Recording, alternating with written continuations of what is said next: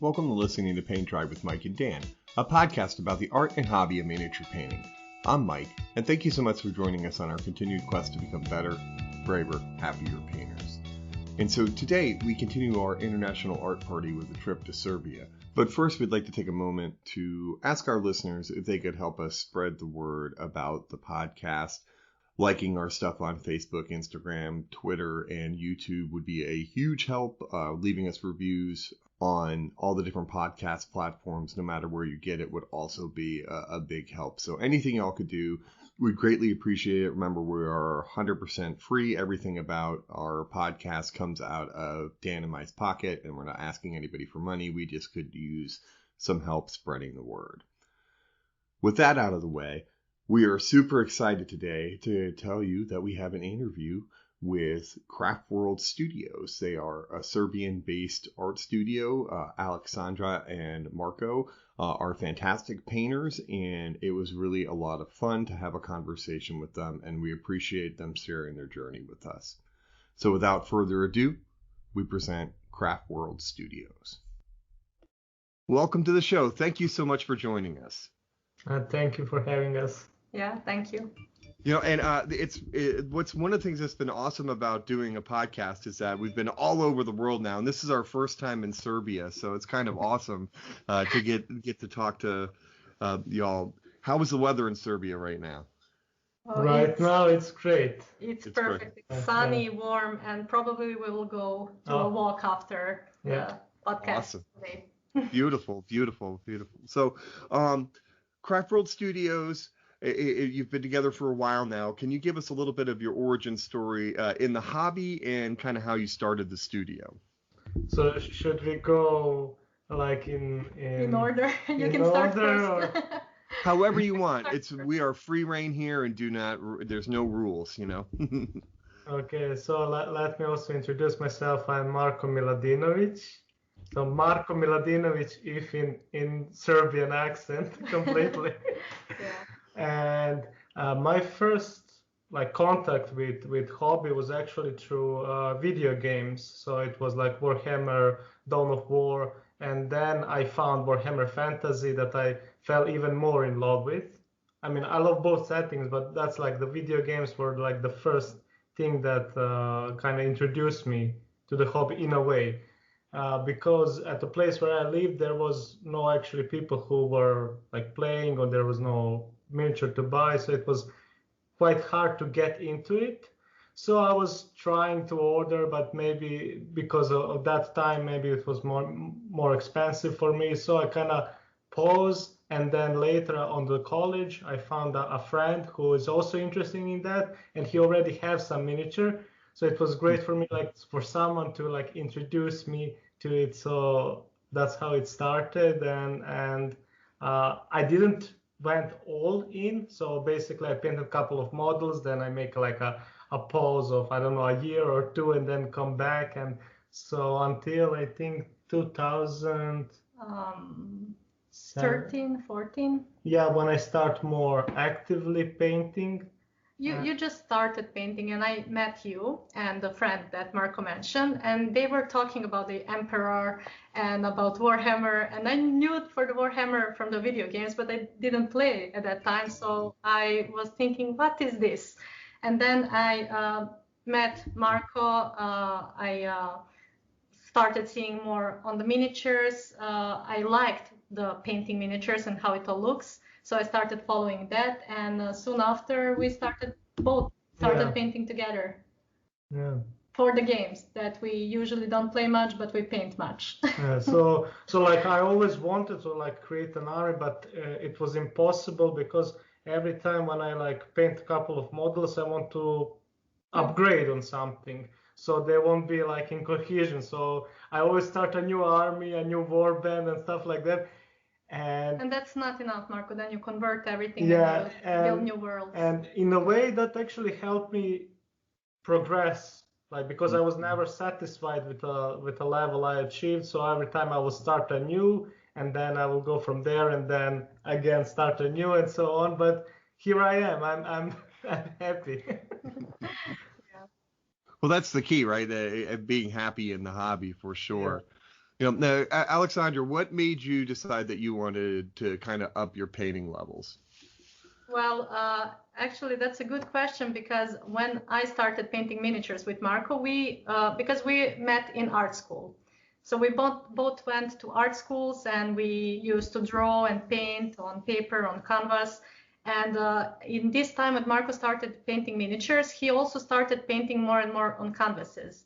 And then we started like painting miniatures together, and Marko showed me the steps that I should do when painting miniatures. And then I looked through it all and asked, but why do we not paint like we paint on the canvas? We can do that on the miniature as well. And Marko said, yeah, that's right. And then we started painting, and that's the moment when we started painting a lot, that we really like the miniatures a lot, because we found a new way to make our interpretation visible, to really build the worlds that we like through colors. Because I think both of us, we really love colors, we really love painting. I love drawing as well, but the painting is something that helps you express. And in this way, when we realized, okay, miniatures are actually art, we will start painting as we would do on the canvas. That made us progress more and really bring new, interesting ways to paint and to approach to the project. Yes, the way that we kind of find more pleasurable way of painting miniatures really help us progress. So I think that's also a good kind of tip. If you want to get better at something, try to make it more like pleasurable for yourself, because you're spending a lot of hours on painting. So it's best to make those hours fun and interesting for you, and then you will level up if you're doing something that you enjoy. Yeah, that's a fantastic point. I also think it's interesting that you kind of had the realization that miniature painting is art. It's kind of back in the day when I started 30 years ago, yeah, and then took a 25-year break. Coming back into the world, we're seeing people doing a miniature with a 2D background and just kind of all the techniques. It was kind of a shock to the system. Is there something from the art world that you've seen translate into miniatures that you've really enjoyed in particular? Well, nowadays. Nowadays there is like a lot of influence from like 2D to 3D, like from illustration, the point of views and understandings of how color, how the lighting, how the shadow work. So it all goes together, and I like to believe that we are also like our effort managed to like give some influence to the scene. So I think as you mentioned, like when we started, when we also went to even on our first competitions, some people were not really sure if this is art. So some will even argue that this is not art. This is like miniature painting, and that should be like only just as a hobby or like a craft. So I like to believe that we managed like to bring closer this hobby to the art. No, I remember like the first questions that we got when we started meeting the community. It was, how long did it take you to learn how to blend? Or will you smooth this part a bit more? And that were the questions that were many people were struggling with to say, because you start doing the hobby and you know you will paint some tiny figures. And first thing you think, oh, I need to master this by managing to blend on the figure. But that's not the biggest achievement that you will get, because it is just a technique that will help you get somewhere. So for us, it was a challenge bringing this. We had to be strong characters and to really push our idea up, which we are glad we did. Sorry for interrupting. And it was not easy. Like I remember even some of our friends who painted miniatures, they said like, oh, you are not, I don't know, over going too expressionistic. That's not the way that miniature should be painted, or and stuff like that. And we endure. Like we said, okay, but we like it. I don't know. I'm not like, if I'm happy, that's good enough for me. And now that we are seeing that the community is accepting this way of painting, it brings really a lot of like happiness in our hearts, because now we know that it was right way to do. Like it was right that we were bold enough to continue on this journey. Yeah, and one more thing to add regarding all of this. So miniature scene was always actually influenced with art because many concepts were created already by very famous artists and illustrators and concept artists. And when people started visualize it more in this way and started painting it more expressively and following the way of art, also the miniature company started bringing more of the art pieces, and now the display pieces that you can see on the scene are like a true art. The sculpts that are made now are very beautiful, and of course the technology went further also. So right. Yeah. Right. And when people started out in miniature painting, there were either war game miniatures or historical miniatures. That was kind of the only choices. And now we see all these companies that are doing these crazy pieces. And, you know, it's kind of, my co-host thinks we're kind of going through a renaissance of miniature painting right now, which is kind of cool to think about. Now, so let me ask this kind of question, because I know this is something that's always in our listeners' back of their minds is, how important or how much does color theory play in kind of your day-to-day miniature painting? Well, theory is like we always say, like theory is very important. Like it's good to understand, but like the best way to learn theory is to try and practice it. Like to experience. So like big deal is to trust the process.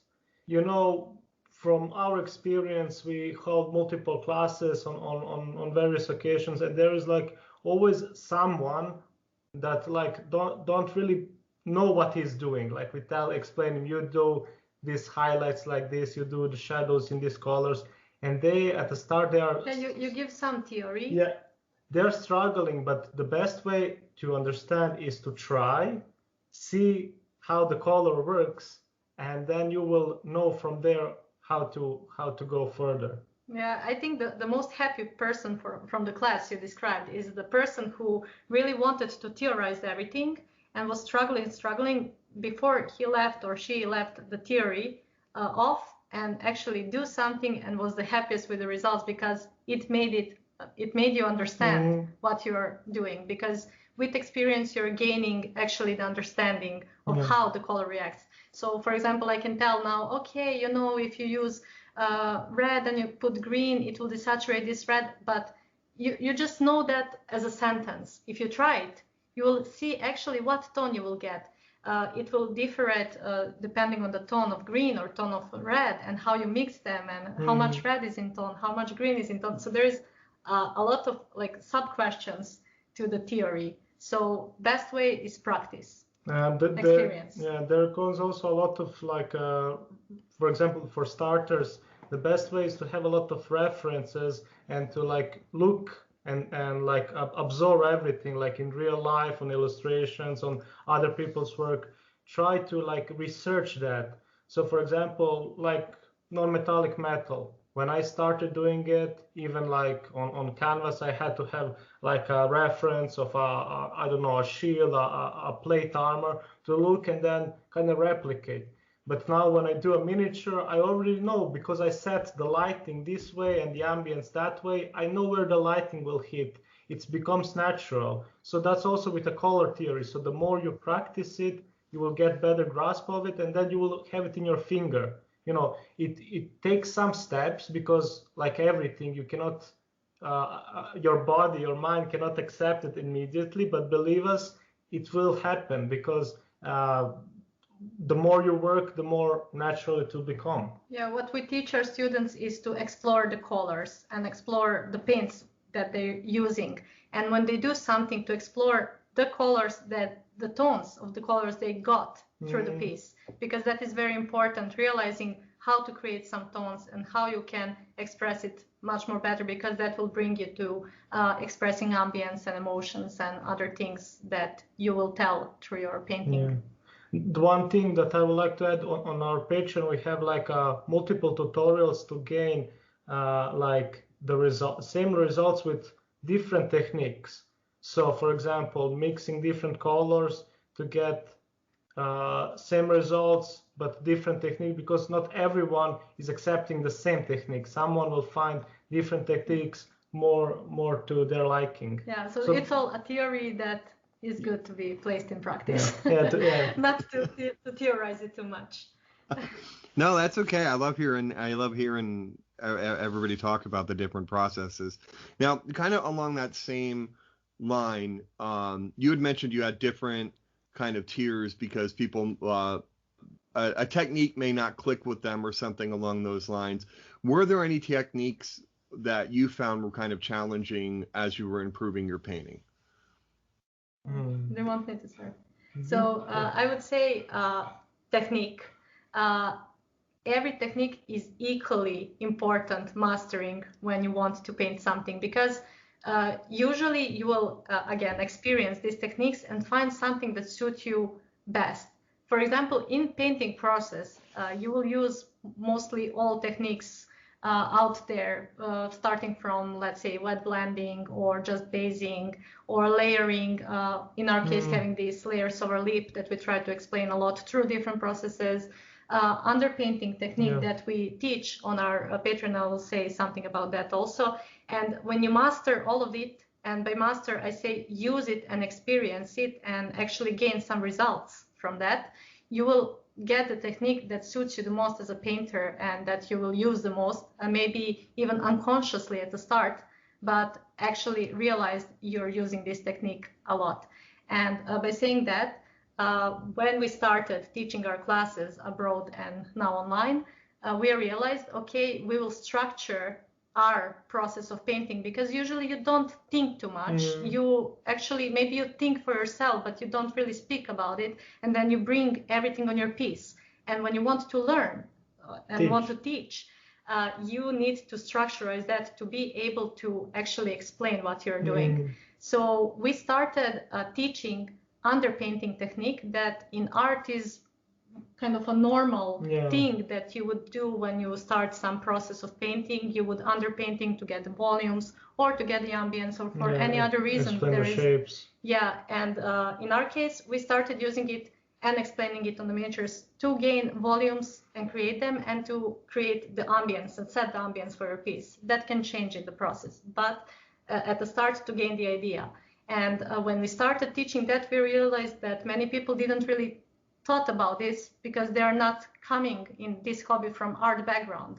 So it was very insightful for them to learn this. And it is very interesting technique that now everybody that is learning from us are using, because it is something that helps you bring your project to, let's say, like 60, 70, 80% of the finished product.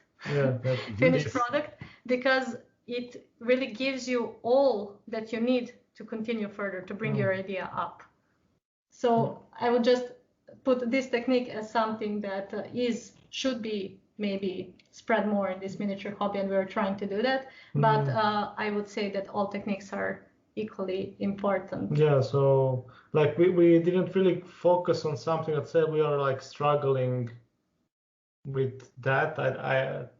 Because when we sit and paint, we don't really think about too much about the stages or techniques. Like if you sometimes most of the stuff is like when you said freehand, but freehand is like everything, you know. Painting is if you're painting like the armor and like making the shadows and reflection, isn't that similar to the freehand technique? So it all comes to painting. In the end, it's painting. Like the Right. I never thought about it that way, but if you go to a blank canvas, painting a sun or a cloud, that's freehand too. I never thought about it that way. That's a useful insight for sure. So now that you've been teaching and working together, how has teaching kind of, I mean, you touched on it a little bit, but how has teaching impacted your painting in the studio? Well, that's a really good question, and I think teaching really also helped us like a lot, because when you like, for example, do the feedbacks and like teach someone, you're also teaching yourself. for example, it might happen when you sit and paint, and maybe you're not thinking about the lighting, the shadows, the volumes, and sometimes you got lost into like details, but then you lose the overall look. And then you remember that you're telling your students to, to focus on these things, and then, you also teach yourself that you should focus on those things as well. So it's very good thing that like for us, when especially like in person, it's very fulfilling to teach like someone, but also it's great like to get this energy from it, and also to learn yourself and get better at it, get better at teaching, and get better at painting as well. It's like when you start analyzing something, you start analyzing everything, even yourself. And by teaching, as I said, we need to structurize things. As much as we're explaining, we realized maybe if we miss something or we want to add something more to the pieces. And usually what I find as a luck for us to both doing the same profession and both artists, we can talk about our works and the topics we want to bring.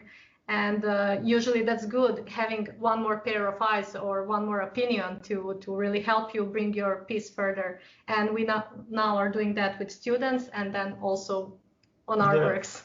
Yeah, the things that we found like difficult sometimes is that we have to think about that.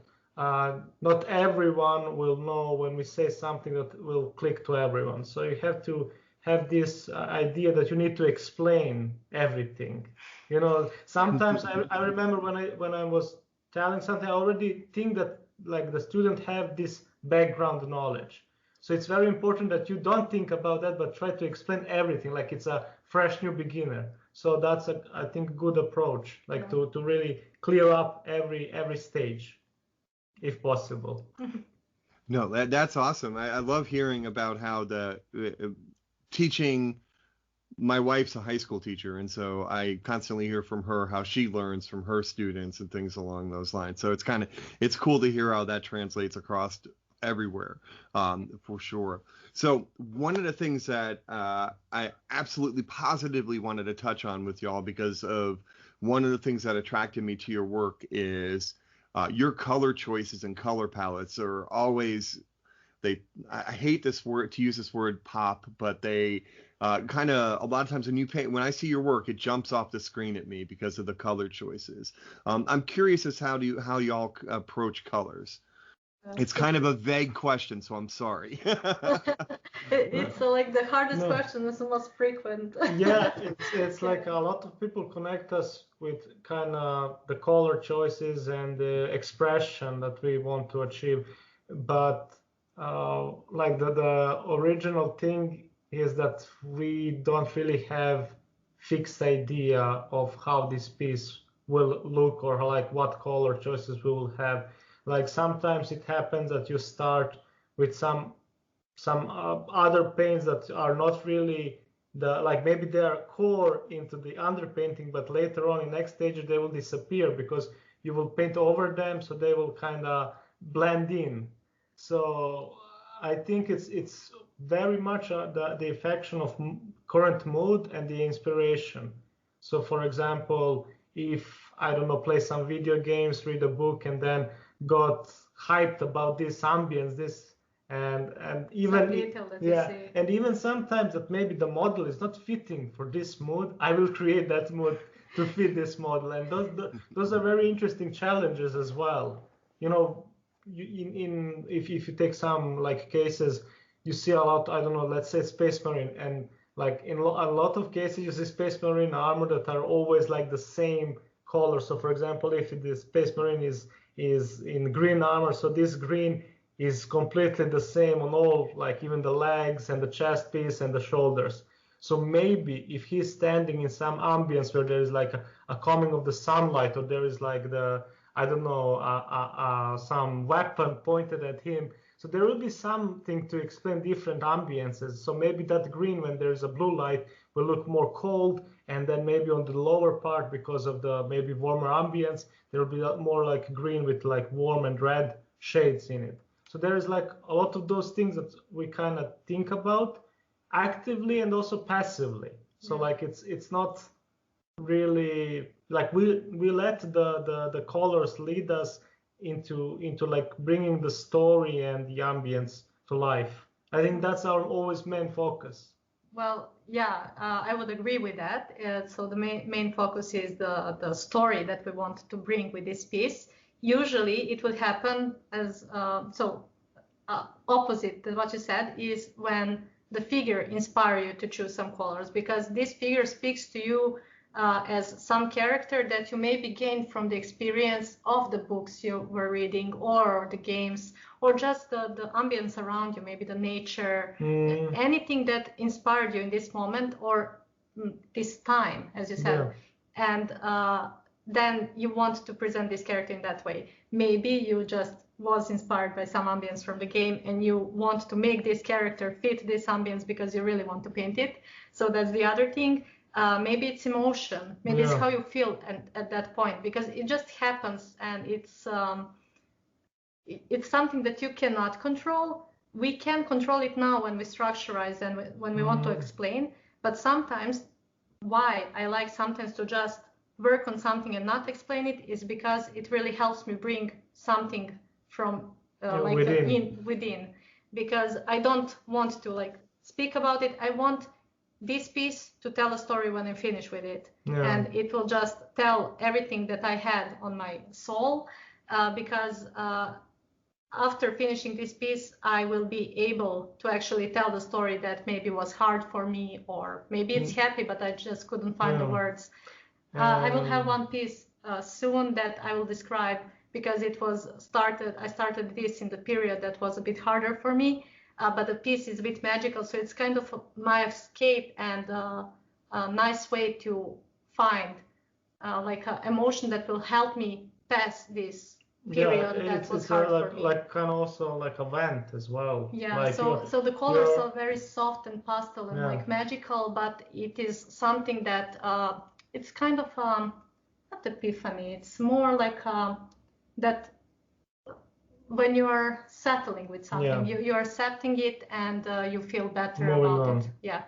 So also but sometimes when it comes to the color palette and like the mood, sometimes you will feel to do like the opposite. I know that like majority will think that, for example, if I'm in a stage maybe of depression, I will like use very like dark and green colors, but that's not really the case. Not always. Like it can be, but sometimes you want to do the opposite. Sometimes you want to push maybe the fun and interesting colors just because you want your mood to change. So it really goes up and down. It's like boosting your mood or like power infuse your mood, like listening to power metal also. As well. When you're feeling sad and then you listen to power metal. Sometimes when you're sad, for example, you like to listen to the sad music. And that really, kind of helps you go through. But sometimes you want to listen to something happy to, change from that mood. So that's also similar with painting. So sometimes you want to throw some colors just for you to like, now that I speak about myself, I'm questioning, am I always depressed because I use these colors? So the colors are happy, we're always depressed. No, it's like, it's sometimes one, sometimes the other. There is no rule. Emotions are complex also. So Very true. Wow, thank you. So part of what you were talking about was that there is a narrative and a story a lot of times that you want to express on the miniature. Can you delve a little bit more into that? Because when I know for me, if I pick up a piece and I have the story of the figure in my head before I paint, I usually can finish that project really fast because I see the story and everything along those lines.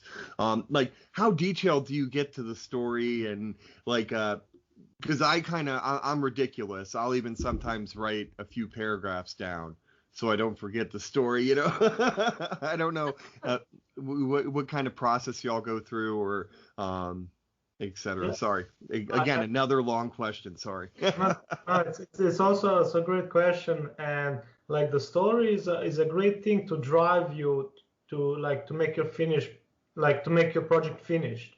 If you're getting to that story, it will boost your inspiration, it will boost your creativity.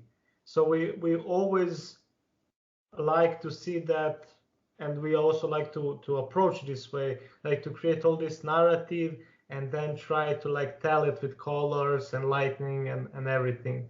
So sometimes stories like abstract a bit.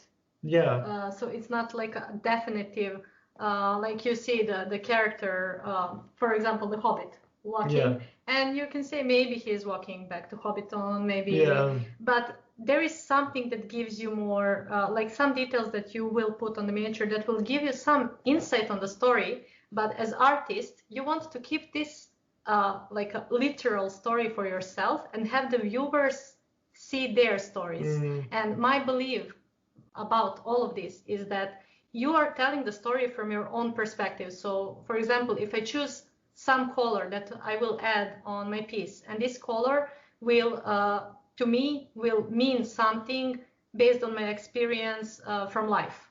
And let's say I choose like a very dark blue, and this dark blue means something nice to me, for example, but the other viewers who see this color, they might connect with the different. They might connect it to the sea, to the depth of the ocean, or something that maybe their experience, maybe they went snorkeling and they see some colors, they will remember their vacation. But it's like they will probably get this nice emotion also based on their experience. Maybe someone will not, but then the other details around the piece will help them perceive it in this way that is intended, but through different experiences and stories, actually at the end bringing the main story in the lines, but between the lines there is a lot of things happening. There is like a lot of the big effect from like when someone is observing the piece, his understanding also depends on his life as well. So maybe not everyone will connect the same things like for example the artist did. Yeah, and one more thing I just remembered to say. For example, when we talk about this narrative, sometimes it can be very intentional, but again, gaining one topic, and this topic can be spoken through different stories. So recently we started a challenge on our Patreon for the students, and there will be many cool works. I suggest everybody who wants to see, we will share that on our pages when it is done somewhere in July. But we started Moonlight Challenge.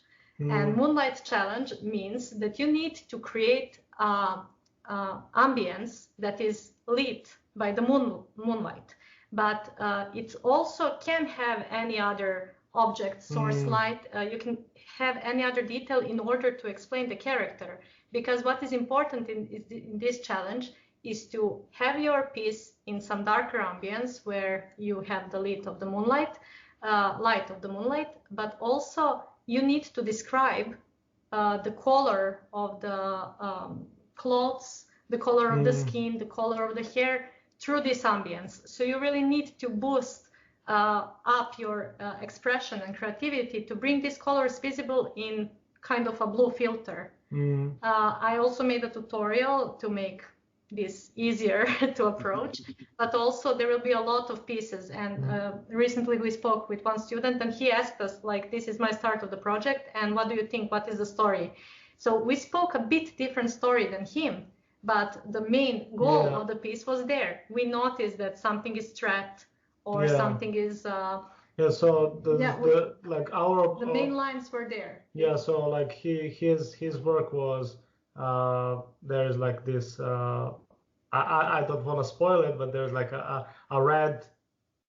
strong red light from one side, and immediately you connect red with maybe a threat, something Alarm. maybe bad or alarm, and we connected. Everyone who saw it had the same feeling. The story was a bit different with, like, for me and for her and for him, but in the end, like the first impression was there. But so maybe you can saw it as like a Saruman, or maybe also saw it as some character that he connects to more when seeing this piece.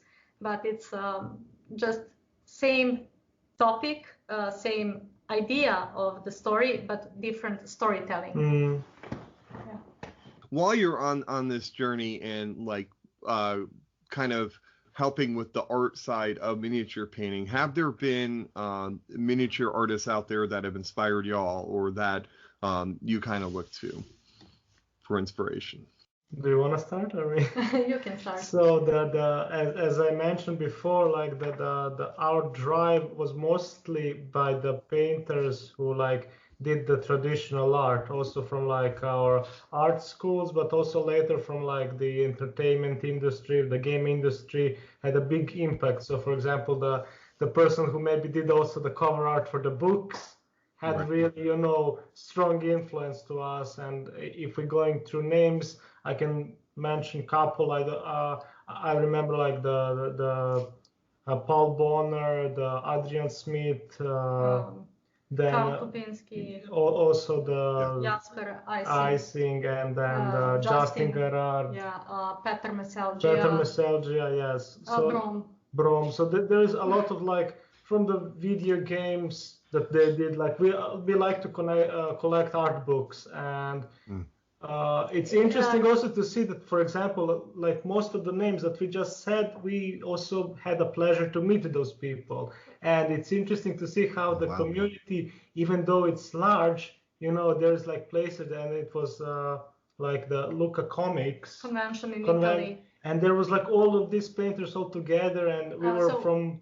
What is the main charm here is that these artists that we followed before we knew about the miniatures were actually connected with the miniatures, even if they don't paint them. Maybe some of them even paint some, not as a hobby only, but in their profession they're still connected to the miniatures, and that is what pulled us in. It brought us here, and at this time when we started, this was not really considered art. Maybe it was, but not publicly. So it was really needed more convincing. So nowadays there is a lot of miniature artists that actually embrace. They embrace the idea.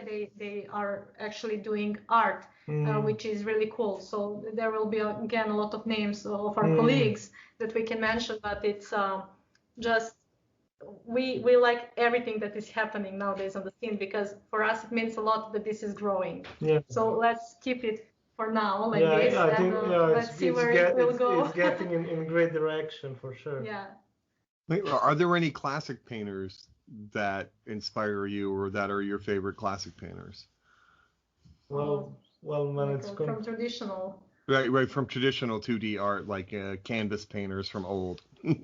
So for me, I will again mention Peter Meselgia, because what he is doing, and I suggest everybody to go and look, what he is doing with colors and the brushstrokes is just amazing. You can get lost in these pieces, and just with every brushstroke you will catch the emotion.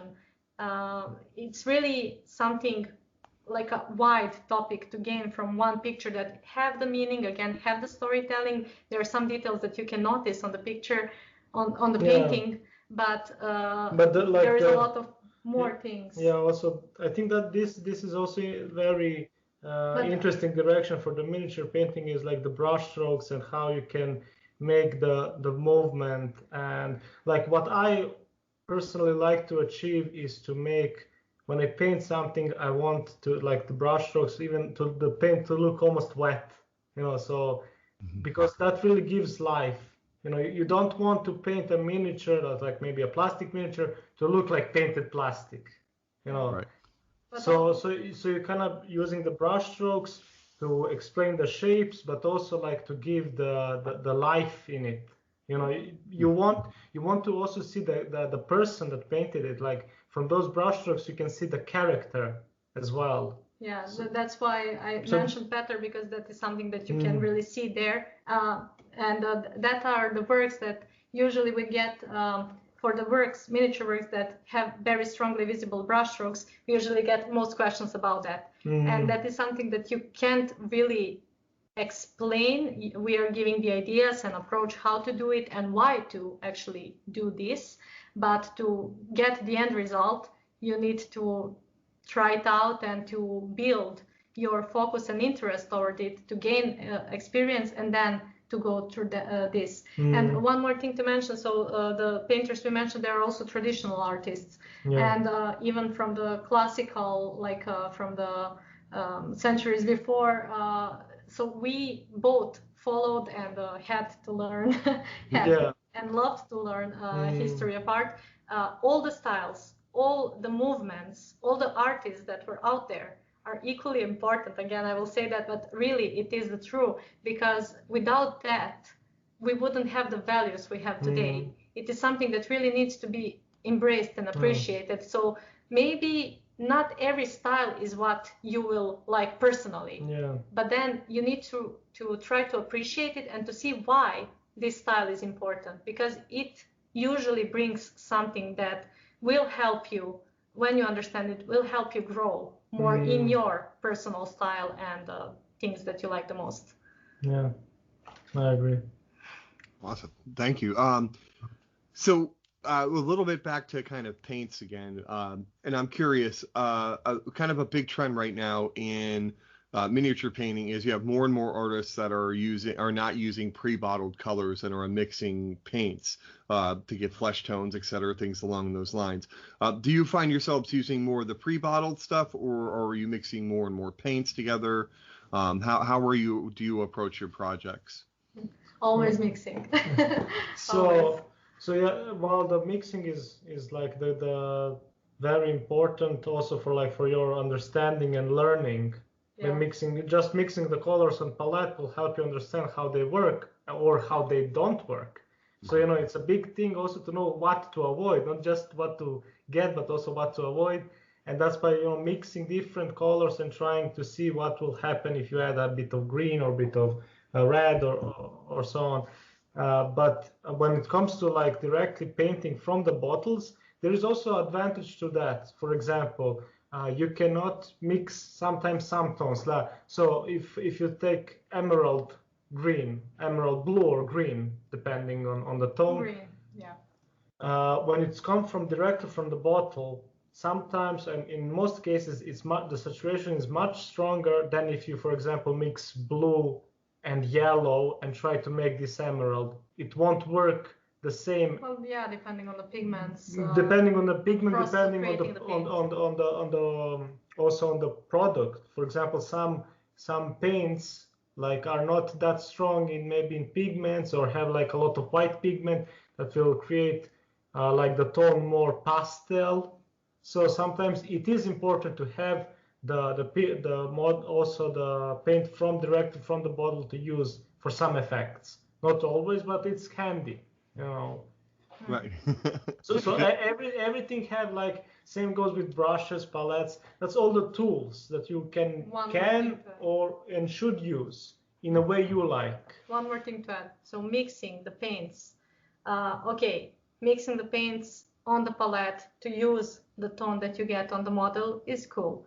But try mixing the paints on more occasions. So mixing the paints on your palette, mixing the paints on your model, having layers overlap. It's one also of the methods we teach, is how to actually get more and more tonal values to really create tones that maybe you didn't even imagine, because they will happen when your layers overlap, layers of paint, that you of course control and bring that, but the things that happens is what give and lead your process further, because you're getting some more things that you consider. And that is why when we say at the half of the process we let the figure and the paints speak to us, and by speaking to us it means that it gets to some level of process, then that you gain new ideas from it, because there are some new tones appearing, some new ideas visible, and you go from that. Maybe you had one idea at the start, but then you change it because the tones really made you see something even better.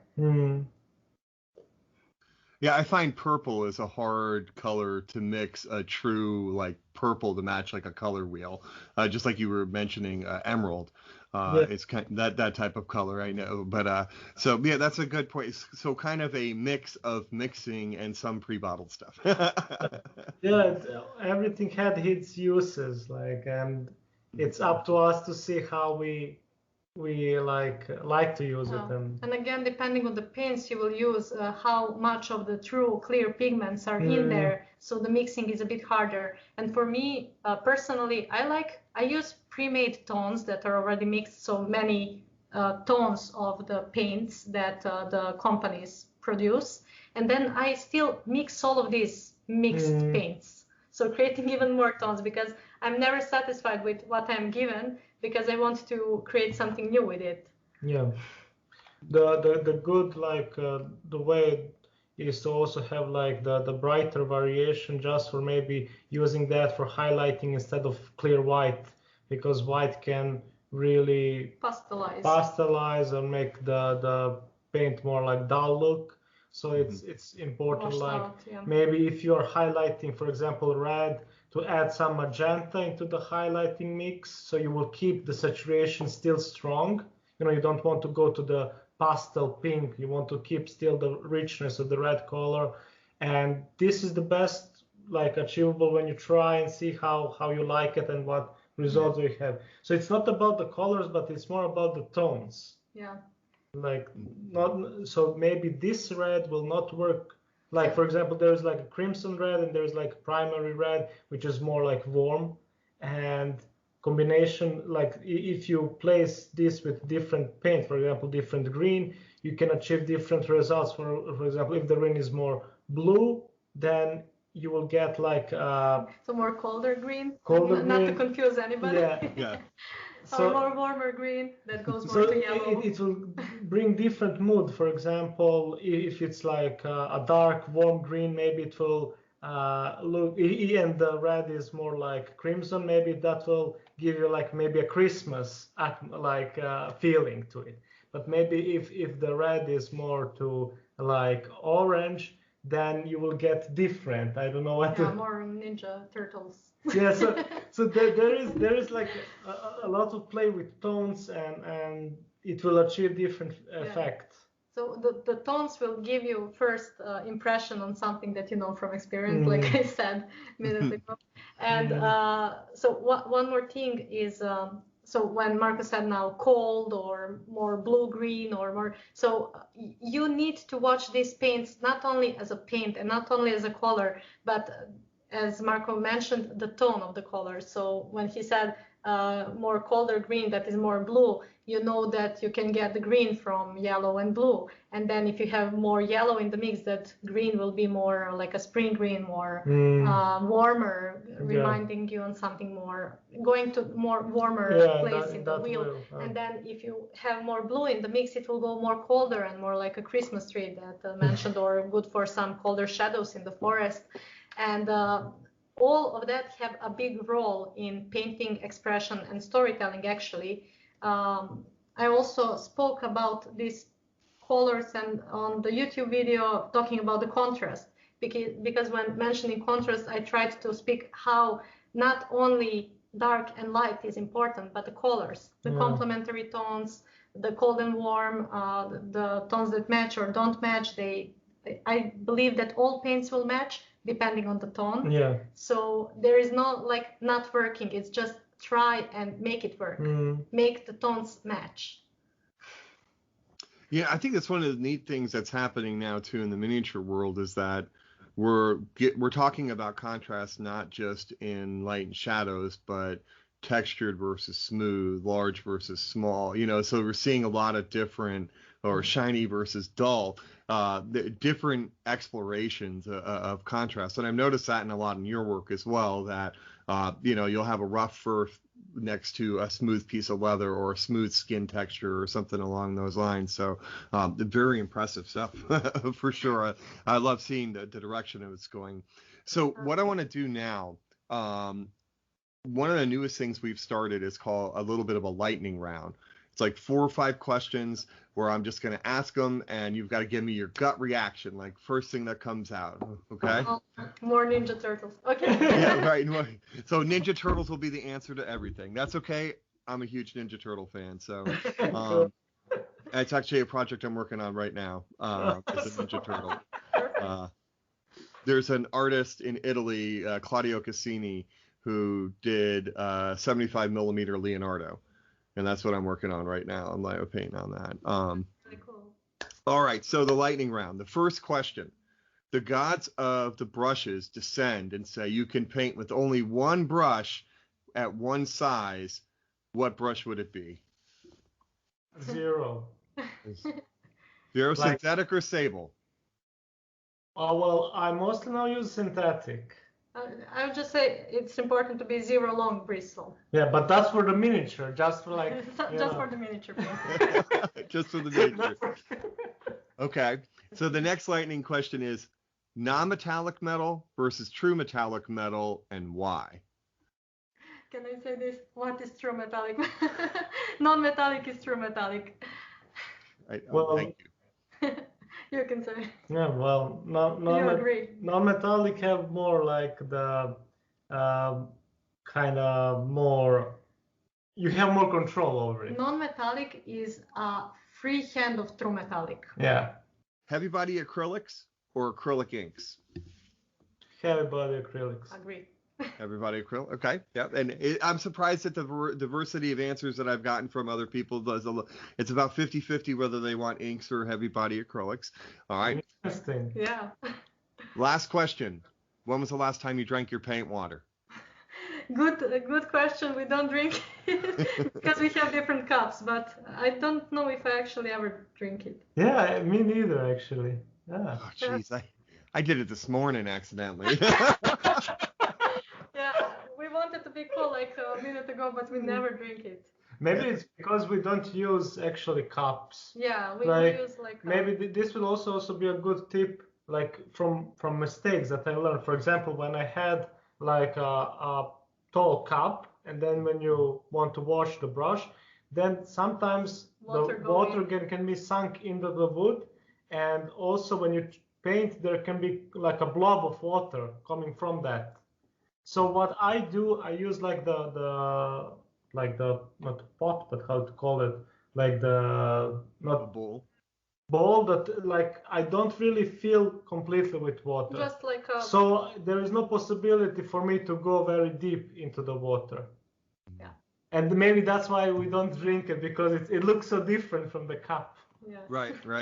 And I use these jars, and it's funny because I think I don't drink my paint water as much, but I often will rinse my brush and my drink and not think about it. Like I'll be painting and really intense, and I'm like, wait, my soda is now blue. So we had that. We occasion. had that as well. Yeah. Right? It just adds flavor, right? You know, character to it. So the motto of our podcast is better, braver, and happier. Do you have any advice for our listeners as they continue their journey to become better, braver, happier painters? We will repeat what we said at the beginning, is to find the techniques and the approach that you enjoy the most, because you spend a lot of time on it, so you want to make it count, and you want to make it happy. You want to make yourself happy by doing it, and then try to perceive and get better at it. I would add, so usually in this miniature painting scene, what you would encounter is maybe you're painting miniatures for wargaming, maybe you will paint miniatures for competition. And you can, of course, set a goal for yourself, set some kind of achievement. And if this achievement is to go on competition, for example, and to win some award, that's okay. But don't be discouraged by this, because there is a lot of factors and influence. What you should pursue as your goal, even if you're competing, is that you're competing against yourself.